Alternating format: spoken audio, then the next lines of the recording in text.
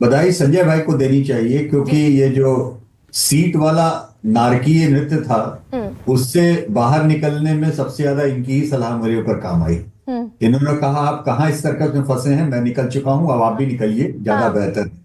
तो एक बड़े बड़े भाई होने के नाते दरअसल मैं इनको धन्यवाद देना चाहूंगा कि उस उचित सीट सलाह प्रोटेक्ट ही के मत लिए। कीजिए, सीट सीट पर जाइए ही नहीं। सीट पे जाइए ही मत। हाँ। तो मैं उस समस्या से अब निवृत्त हो चुका हूं, इसलिए हम्म। मुझे बहुत आनंद आ रहा है हम्म। इसमें। हम्म। दूसरी चीज ये है कि इतना सारा पोस्टमार्टम ऑलरेडी देखिए होता है।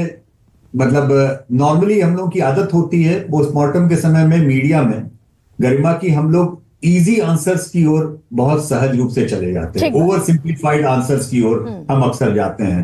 2004 हुआ तो इंडिया शाइनिंग फेल हो गया, मतलब वो इस तरीके के जो 2024 में जो हुआ उसको 2004 से तुलना करके सामान्य रूप से हमें आसान जवाबों से थोड़ा सा बचना चाहिए। हम्म। मेरा अपना हम्म। व्यक्तिगत मानना यह है।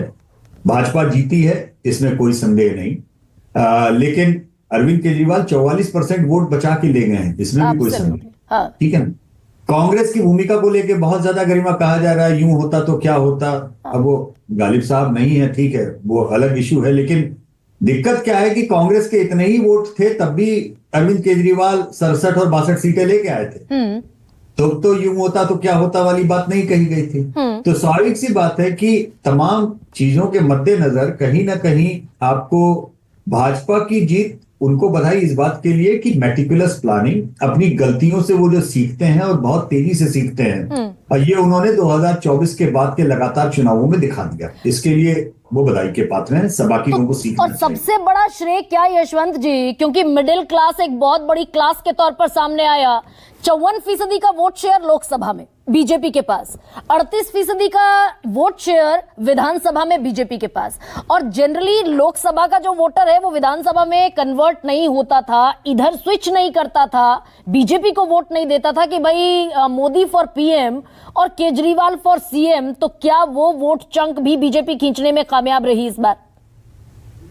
जी बिल्कुल कामयाब रही। और इनफैक्ट मैंने जब निर्मला सीतारमण को इसका श्रेय दिया तो कई सारे साथियों ने कहा कि ऐसे चुनाव नहीं होते कि 72 घंटे में पलटे जाएं। हाँ। देखिए, मैं ये नहीं कह रहा हूं कि 72 घंटे में वो लोग आम आदमी पार्टी को छोड़ करके बीजेपी की ओर आए। हम्म।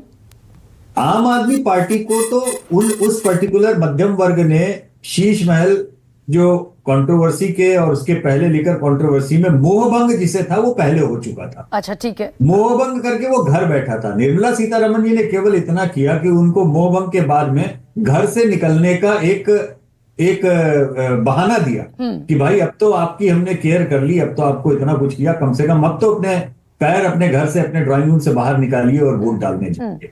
तो मिडिल क्लास की समस्या बीजेपी के लिए टर्नआउट की समस्या ज्यादा रही है। उन्होंने मिडिल क्लास को बाहर निकलने का एक बहाना दिया। इस नाते मैं हमेशा कहता हूं कि वो इस प्लेयर ऑफ द मैच में उनको इसलिए कहता हूं क्योंकि मैं समझता हूं कि कोई भी बड़ी चुनावी जीत के बहुत सारे आयाम होते हैं, बहुत पहले से उसकी तैयारी होती है।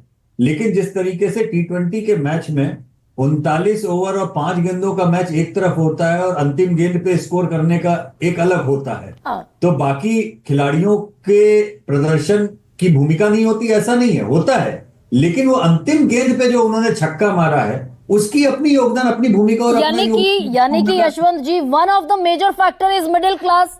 क्या इसको अब बिल्कुल कॉन्क्रीट वे में स्वीकार कर लिया जाए?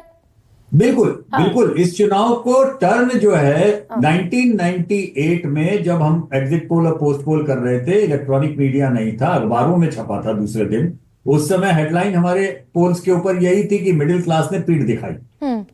98 में जो सत्ता गई थी मिडिल क्लास के पीठ दिखाने से गई थी। 24-25 में जो सफलता आई है वो मिडिल क्लास के वापस आने से। और क्या केजरीवाल को भी तकरीबन एक हफ्ते पहले इस बात का अंदाजा हुआ था और इसीलिए वो मिडिल क्लास के लिए बाकायदा एक मैनिफेस्टो लेकर आ गए और बहुत सारी मांगे उन्होंने केंद्र सरकार के पाले में डाल दी, ये होना चाहिए, ये होना चाहिए। अंदाजा जितने समझदार नेता लोग होते हैं, ऐसा नहीं कि उन्हें अंदाजा नहीं था, अंदाजा तो लिकर गेट और ये सब के समय हो गया था, लेकिन उन्होंने ये तय कर लिया शायद स्ट्रेटेजी के तहत कि हम अब बॉटम ऑफ पिरामिड पे ही फोकस करेंगे, क्योंकि ये लोग ज्यादा वोट डालने निकलते हैं। मिडिल क्लास का क्या है, ये तो रूठेगा, मुंह फुलाएगा, घर बैठ जाएगा, वोट डालने कहाँ जाएगा।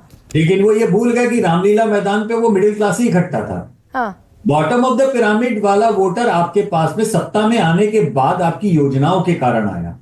जो स्व ऊर्जित अपनी ऊर्जा से रामलीला मैदान पे पहुंचा था, वो तो दिल्ली का मिडिल क्लास पहुंचा था ना। बिल्कुल।